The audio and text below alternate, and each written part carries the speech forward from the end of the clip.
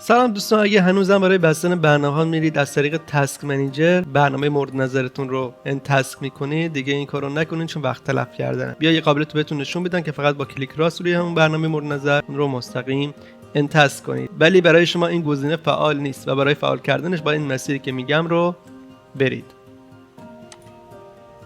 خب برای شروع لازمه که وارد تنظیمات ویندوزتون بشید، روی ستینگ کلیک کنید، از این قسمت به قسمت سیستم برید.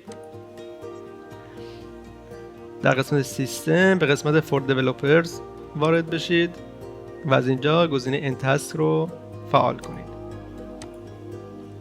بعد از فعال کردن این گزینه لازمه فقط روی برنامه مورد نظر کلیک راست کنید و از اینجا گزینه تسک رو انتخاب کنید. می‌بینید که برنامه به راحتی بسته میشه بدون اینکه وارد تسک منیجر بشید. من دانیالم، اینجا کانال دنی فورته که اگه دوست داشتین سابسکرایب یادتون نره.